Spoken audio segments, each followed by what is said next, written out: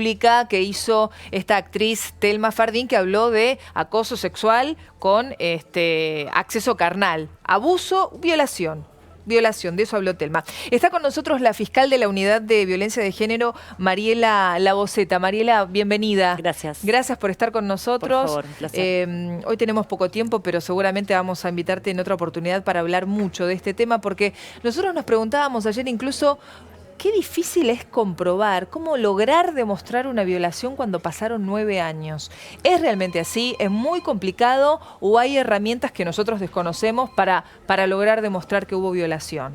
Bueno, muchas cosas en relación con eso. Primero, el sistema de justicia está haciendo una transformación en este sentido. Hay, en los últimos años, te diría desde el año 2015 hasta ahora, que a partir del fenómeno Ni Una Menos se ha producido un gran impacto en todas las instituciones, una gran reacción, y ahí se empezaron a crear unidades especializadas. Es muy importante esto, tener en cuenta que esta transformación generó un impacto positivo, porque en muchas de las provincias y en la Ciudad de Buenos Aires, la UFEM, tener una estructura fiscal especializada hace la diferencia en punto a no solamente a la calidad con la cual se reciben los testimonios a las víctimas, sino esto que vos decís, cómo se investigan estos hechos de una manera diferencial. Lo importante en estos casos es saber, primero, que son hechos completamente distintos a cómo se aborda una investigación por un delito diferente, por delitos contra la propiedad, un delito de robo automotor. Estos son delitos que implican una investigación diferente, un abordaje de la víctima muy especializado, con mucha contención, además de acompañamiento. No solamente hay que investigar el delito, sino además hay que tomar un montón de medidas de protección y acompañamiento a la víctima,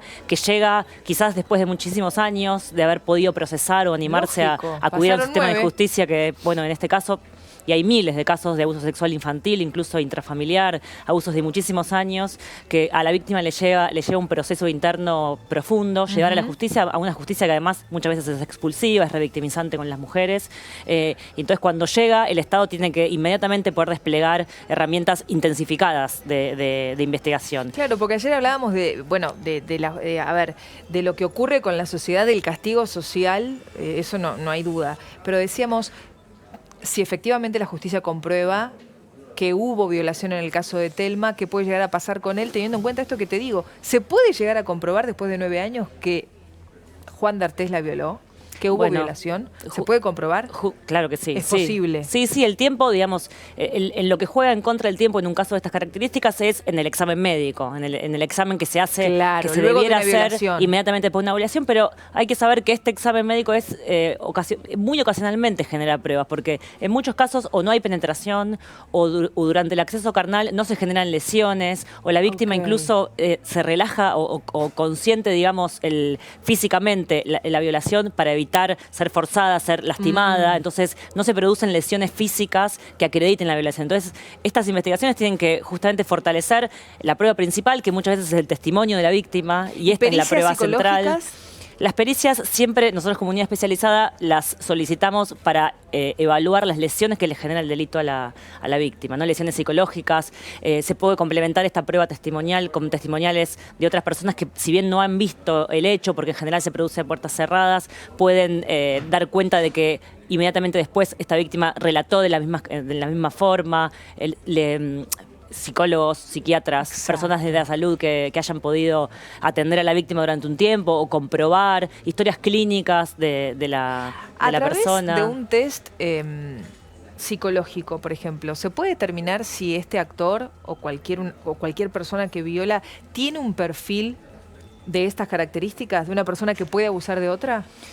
En general, nosotros, como unidad, digamos, tendemos a hacer medidas de prueba que prueben los hechos objetivamente. Y no es muy difícil, digamos, puede ser una prueba indiciaria más, que ayude y que acompañe la teoría del caso que tenga el fiscal, pero en verdad lo que hay que hacer es trabajar sobre un hecho, porque lo que probamos no es la personalidad de un autor o de una determinada persona, que incluso puede no llegar a ejecutar nunca un delito, sino la comisión de un delito en sí mismo.